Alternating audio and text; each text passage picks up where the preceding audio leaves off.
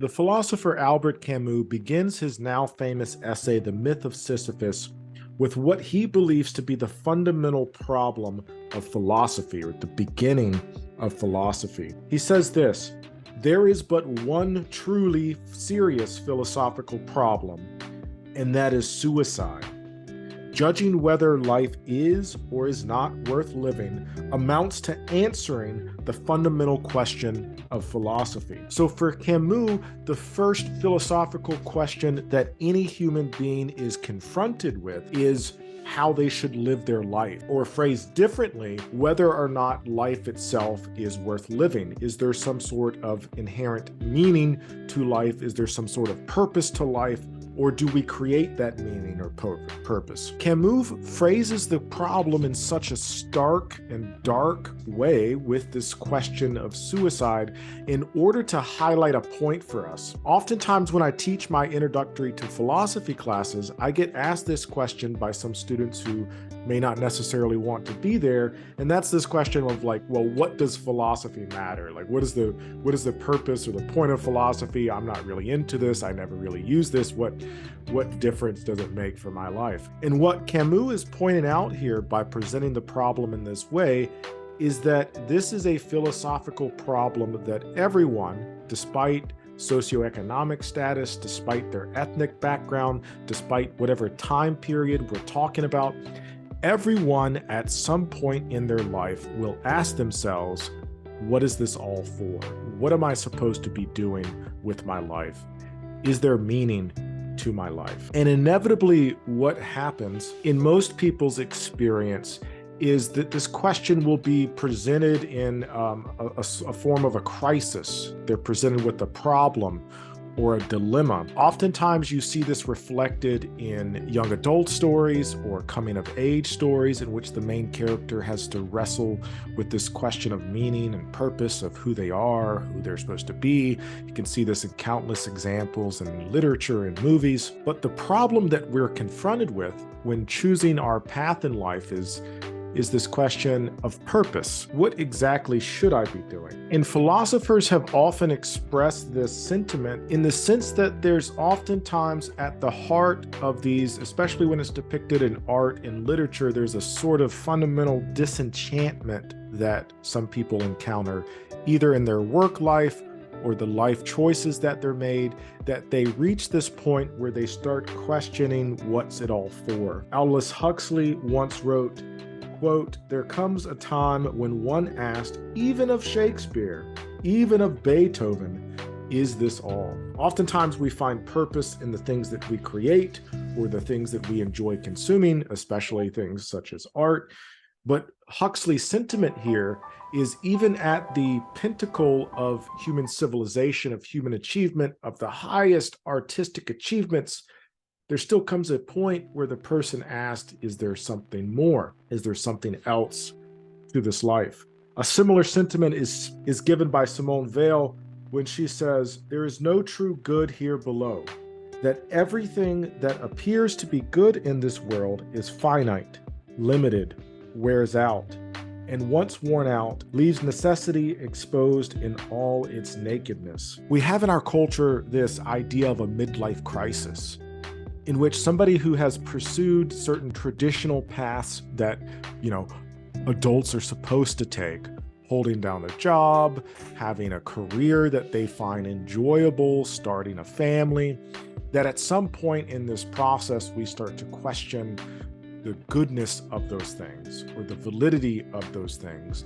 or start to question, is there something else behind it all? And this is a problem, this is a philosophical problem that I think lies at the heart of Hinduism itself. What else is there to life? And this is a problem that's going to be confronted in the Bhagavad Gita, especially in those opening chapters by the character Arjuna. Arjuna will experience a crisis in his sense of identity, in his sense of purpose, in his sense of place in the cosmos.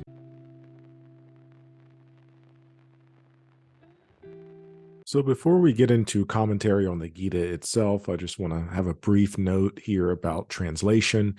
I'm not a linguist, nor am I a Sanskrit scholar or a Hindu scholar by any stretch of the imagination. But there have been several English translations that have been recommended to me, and so I just want to list a few here. The first is the one that I used when I was in school, which is a translation by Eknath Ashwarm of the Gita, pictured on the left-hand side there. I've used different editions in the past for my classes. I like the Nicholas Sutton edition primarily because Sutton offers a lot of commentary on the Gita and explains a lot of the historical context, which might be helpful for some readers. I've recently been suggested the translation by Ithamar Theodor. I like this translation first and foremost because there's a PDF version available for free online. And it's just a solid English translation from what has been relayed to me by Sanskrit scholars. So there's that. I would recommend paying for a good English translation because there's a lot of free translations online. However, it's been my experience that most of these are pretty terrible. Not to mention, for example, with the Sutton and the Theodore translation, not only are you getting a solid translation into English, but you're also getting a lot of context. And in the case of Sutton, kind of in some cases, a verse-by-verse breakdown of each chapter, which is helpful for a lot of people. So let's talk a little bit about the general setting of the Gita, which might help explain some of the context at least. So the Bhagavad Gita is a small part of a larger text, the Mahabharata. And like I mentioned before in my previous video on Hinduism, Houston Smith, in his book, The World Religions, describes Hinduism like a donut in the sense that one of the big differences between Hinduism and, let's say, the three major monotheistic traditions, Judaism, Christianity, and Islam, is that it's not a text-based religion in the same way that a religion like Judaism is a text-based religion. You ask a Jewish person what the core component of Judaism is, they're going to say the Torah. You ask a Christian what the core component of Christianity is, they're going to say the Gospels. You ask a Muslim what the core component of Islam is, they're going to say the Quran. Hinduism is not text-centric in the way that those world religions are, but the Gita is nevertheless one of the most popular of the Hindu text, popular amongst Hindus and also popular in that it's widely known by non-Hindus alike. But it's not just its popularity why I recommend it. In terms of the historical context, scholarly opinion here ranges that the Gita was composed anywhere between the 5th and the 2nd century BCE. There is some disagreement here. I'm not going to really enter into that part of the conversation because, again, not my area. But it's widely accepted that the Bhagavad Gita was put together sometime during the Vedic period. And roughly speaking, we can say it's put together sometime between the 5th and the 2nd century. Again, depending upon who you ask, that date's either going to be older or earlier. In some respects, you can think of the Gita in the same way that you can think of Greek epics such as the Iliad or the Odyssey, in that they're loosely talking about historical events, but it's not really a history book in the way that you pick up a history textbook nowadays. Some scholars have argued that the events described in the Gita were based on actual events, but of course, the purpose of the Gita, it is to teach and to relay not necessarily just historical details, but philosophical and spiritual truths as well, as we'll see, especially started in the 2nd chapter. But in that opening chapter, the scene in which we are presented from the get-go is a battlefield, and there's a conflict that is taking place between these two families, a war that's happening between the Pandavas and the Kauravas. Arjuna, of course, belonging to the Pandavas, and how it's situated in the 1st chapter is that the Pandavas are kind of re-entering the area. Arjuna is tasked with kind of reestablishing the family name and reestablishing the power of the Pandavas as a dynasty. There's a lot happening in that early chapter, and I oftentimes get confused questions from students concerning the events that the first chapter is attempting to describe. I'm including some clips here from an early 90s portrayal of the Gita just to help us visualize what's happening here. I've taught the class recently to a group of high schoolers, and one of the questions I got are, why are they always blowing those conch shells? What's up with that? And kind of asking questions about the general scenery. The opening chapter of the Gita, we have these two armies that are facing off against each other. Now, this is set during the Vedic period when chariot combat was a commonplace thing. And you can kind of think of the opening chapters as these two armies facing off with each other, squaring off for each other. And it wasn't uncommon, especially in the ancient world, before the combat itself took place, that some ritualistic elements, such as the playing of music, the beating of drums, the blowing of the conch shell, would take place to signify that the fighting was going to happen. And in some cases, this is kind of like a primal thing to try to intimidate the other side. And you see this especially with the chariots. The charioteers would oftentimes ride in between the battlefield to kind of show off to one another, perhaps threaten each other, intimidate each other in the hopes that the other side would back down. The example I gave in class is you kind of see a similar thing happen in the wild, right? When two males, or especially when two males are competing for a female, with the birds, right? They'll puff up their chest and dance around each other to try to scare the other person. That sort of thing is not terribly uncommon in ancient combat, where you have these displays of power and these displays of force that would sometimes take place. And these are oftentimes ritualized, especially I referenced before in the Greek epics. You see this take place before the Battle of Troy, for example.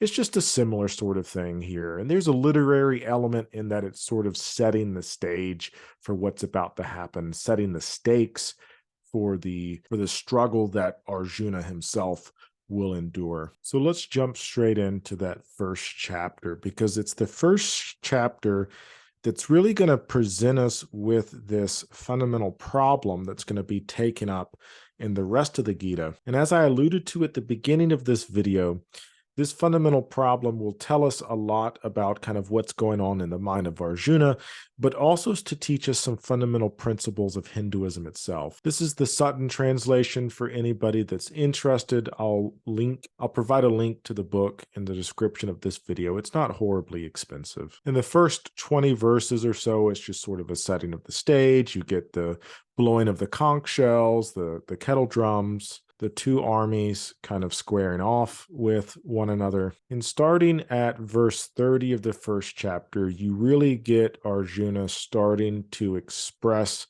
some of his doubts and insecurities and to really outline the problem that we're going to be faced with in this first chapter. This is what Arjuna says: "The bow slips from my hand and my skin is burning.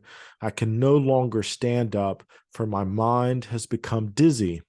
I see unfavorable omens. I cannot see how anything good can come from killing my own kinsmen in this battle." So previously to this, Arjuna rides out into the middle of the battlefield. He looks up at his foes and he sees his teachers, his maternal uncles, his brothers, sons, grandsons. And we get the overwhelming sense here that these people are related to Arjuna, yes, but there's a deep level of compassion that Arjuna has for the people that he is literally preparing himself to fight to the death. Arjuna goes on to say, verse 33, "When all those for whom we might desire a kingdom, objects of enjoyment and the pleasure of life, are taking part in the war, giving up their lives and their wealth, though they may kill me, I have no wish to kill these men." Verse 35, "Not even if we could gain domain over the three worlds thereby, how much less for acquiring this earth? We have no right to kill these people, for they are our own relatives. How could we ever be happy again after destroying our family?" Hopping down to verse 45, "Alas, alas, we are bent on performing the most sinful deed by slaying our family members in battle. due to our greed for the pleasure of sovereignty. Last verse of chapter 1. After speaking in this way on the field of battle, Arjuna sat down in the seat of the chariot and cast aside his bow and his arrows, his mind agitated by sorrow. Okay, so what exactly is going on here in this first chapter? Arjuna is conflicted, obviously. What is he conflicted about? Again, we have these two sides, these two different families that are facing off against each other. Arjuna rides out into the battlefield. He sees his opponent, and instead of being emboldened or instead of kind of amping himself up and getting ready for battle, he instead feels compassion for these people. He says he looks out, he sees his teachers, his fathers, even his grandsons. I think we're getting a little metaphysical here already. It's not maybe necessarily that he's literally lined up to go fight his grandsons. It might be here, the connection here might be that Arjuna is feeling a deep kinship with these people that he's supposed to be fighting. Now, why is this a conflict? The central conflict here involves a term that is foundational to Hinduism as a whole, and this is this concept of dharma. What dharma is a little confusing because it has a bunch of different meanings. We can translate dharma in a number of ways into this idea, this general idea of duty, law, ethics. Dharma can loosely refer to the general rules, guidelines, or order of things. Now, I say that it's hard to translate because it's heavily dependent upon the context of which we're talking about. For example, you could have the dharma of the natural world, the dharma of nature, might be akin to what we would call the natural sciences, the laws of physics, explanations about how nature operates, the rules by which nature operates. You could talk about the dharma of particular situations or stations or stages of life. So, for example, you could talk about the dharma of a child, the dharma of a young adult. And these are the certain, you can think of these as the duties or the social obligations that comes with being at certain stages of your life. The dharma of a young adult might heavily involve like career, raising a family. That's going to be different from the dharma of an elderly person, which might revolve around taking care of their grandkids or even preparing themselves for the end of their life. We can also talk about the dharma of particular social situations, of particular career paths, of where people are currently at in their life. The example I give when I'm teaching is think about the certain ideals and expectations that other people have of you as a student. What is it that your parents or your friends often talk about in relation to being a student? So write, for example, a list of what it means to be a good student versus what it means to be a bad student. What makes a good student? Maybe somebody who is studious, who spends their time wisely, who performs all the duties and obligations that is expected of them from their teacher. What does it mean to be a bad student? Somebody who cheats, somebody who neglects their duties, somebody who squanders their time. I don't know. You could ask the same thing of like what it means to be a good employee. All of these can loosely fall under the domain of dharma. Of course, you can also put this within a religious context. What is one's religious dharma? What are the rules, regulations, and duties with respect to a particular religion? This can involve everything from right practices of worship to kind of ethical conduct in religious setting. What Arjuna is expressing in this first chapter is a crisis of dharma, a crisis of understanding his role and his place. In classic Indian civilization and Hinduism, dharma is also manifested in a variety of social caste that we call the caste system. Now, anytime I talk about the caste system, especially since I'm an American and most of my students are an American, there's a closely related term that we often use of class, and caste and class are somewhat similar concepts, and we can kind of loosely apply this concept of dharma to both, vaguely speaking, but there are some very important differences. So caste does involve things like vocation and one's economic standing, but the primary difference, and I oftentimes get, when I teach this, I get students to we talk about what's the difference between class and caste. And the biggest difference, especially in the Western world, especially in countries like the United States, we have a very strong sense of economic and social mobility. And there's a very strong sense in countries like the United States of social mobility, of being able to have a better life than your parents did. And this is oftentimes the desire of parents. In that sense, this is strongly different from the Hindu caste system. We can talk about an economic division between caste, and caste are organized based around different economic, social obligations. And in some cases, it's divided by jobs. And in the ancient Hindu caste system, it's divided between these four sections: the Brahmin, who are the priest, the warriors, and the rulers.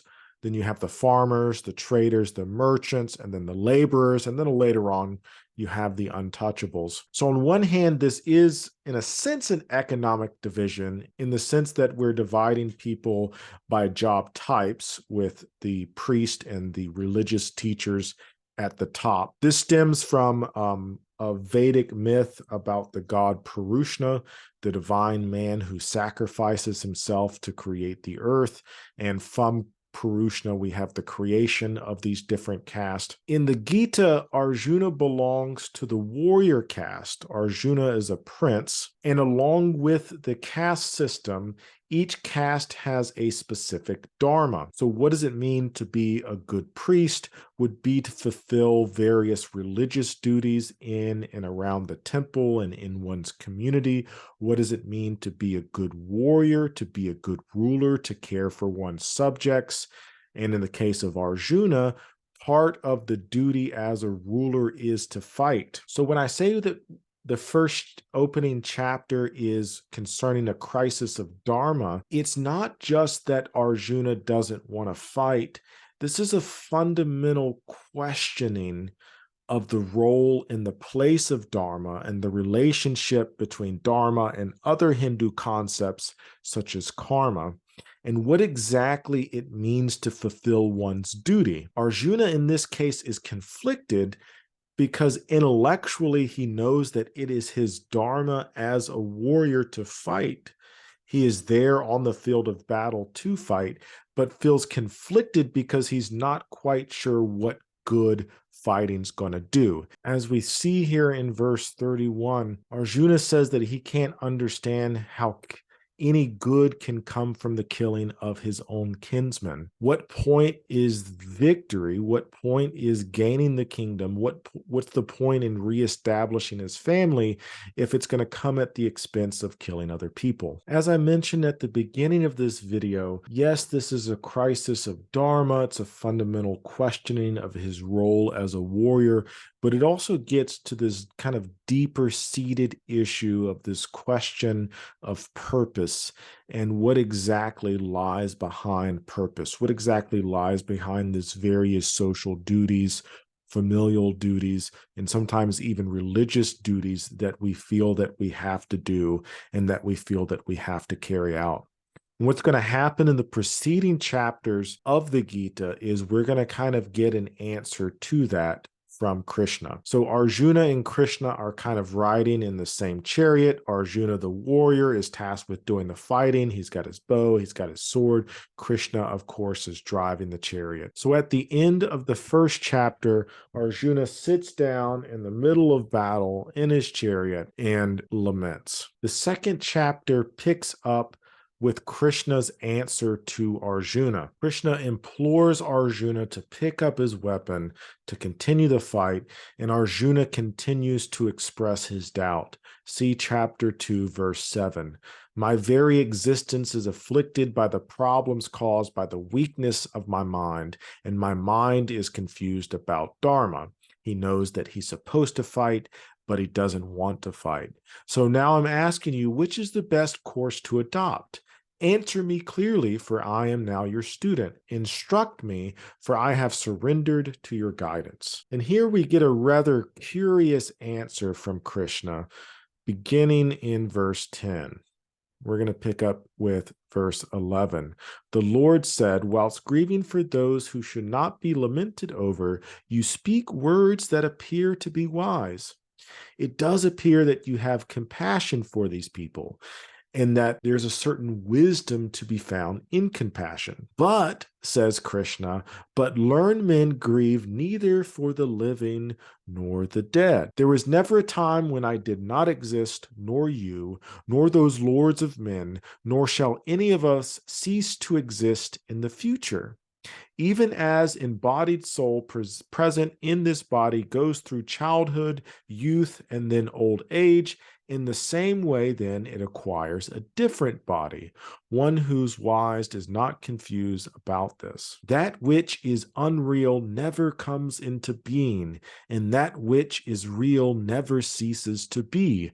Those who perceive the truth can recognize this conclusion concerning these two. Verse 17, you must understand this to be the indestructible principle that pervades this whole world. No one can bring about the destruction of this unchanging principle. This eternal embodied soul is indestructible and beyond comprehension.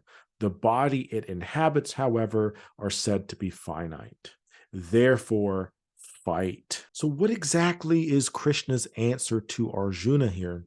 Well, first and foremost, Krishna is calling Arjuna to see beyond the surface level of the problem that he is being confronted with, and to ask Arjuna to see the deeper understanding that's lying before him, the deeper truth that's lying before him, that deeper truth being the truth of the Atman. Now, as I mentioned in the first video on Hinduism, we have this concept in Hinduism of samsara. Samsara being the illusory nature of the world. And so it seems like the problem that Arjuna is having in that first chapter, this problem of not wanting to fight because he's feeling compassion, part of the answer that Krishna is giving him here is that problem is an illusion. That problem's an illusion in the sense that Arjuna is seeing a problem where there's not a problem. And the reason for that, explains Krishna, is the Atman is the fundamental, unchanging, undying, quote-unquote, soul that lives within each of us, that lives within each person that Arjuna is concerned about killing. Now, I talked a little bit about this in my previous lecture on Hinduism. There's a bit of an issue here with translating Atman as soul, largely because of the context when I say the word soul, what that means for a Western audience. So this is another thought experiment I like to do with my students. So write down the word soul and think for the next 5 seconds or so what that term means. What exactly does that term imply?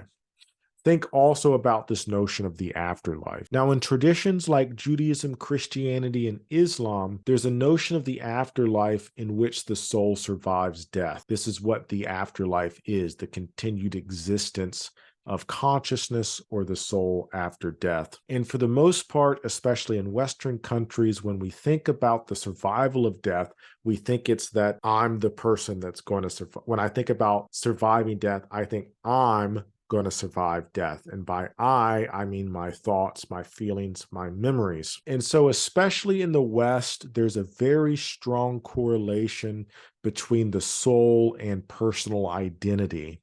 that the soul is who we really are at our core. Now, I say this an issue to translate Atman as soul because that's somewhat true here, but there's not as strong a sense of personal identity. So what Krishna is saying here is that the Atman is that one fundamental, unchanging, undying principle which unites us all. The Atman itself will survive death. The example here is that the Atman changes bodies like a person changes clothes, that we discard the clothes that we wore previously that day in exchange for fresh new clothes the next day. The same thing is kind of happening within Hinduism. We have this concept of reincarnation of the soul, the Atman being born into a new body. But there's not this sense that the strong sense of personhood that you acquired in this lifetime on this earth will transcend into the next life or into the afterlife. What Krishna is saying here is that this process of birth and rebirth, of bodily death, but the continued existence of the Atman has always been happening and will always continue to happen. And the idea that this is stretched back almost indefinitely into time. As Krishna says in chapter 2, verse 20, it is never born, the Atman, is never born and it never dies.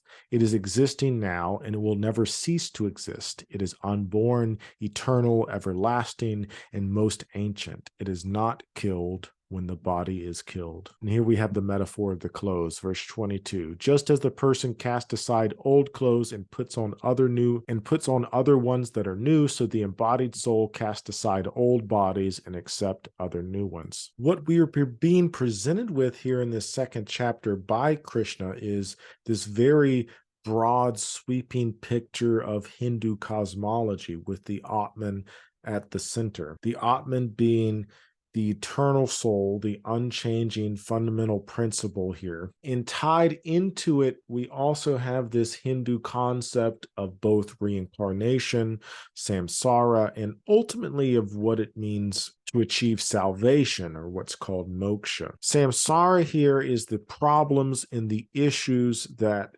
Arjuna seems to be caught up with. Samsara, the illusory nature of the world. And by being caught up in the world's problems, by being caught up into the world's issue, Arjuna is being pulled further and further down into samsara, further and further more kind of wrapped up into the issues and the problems and the concerns of the world.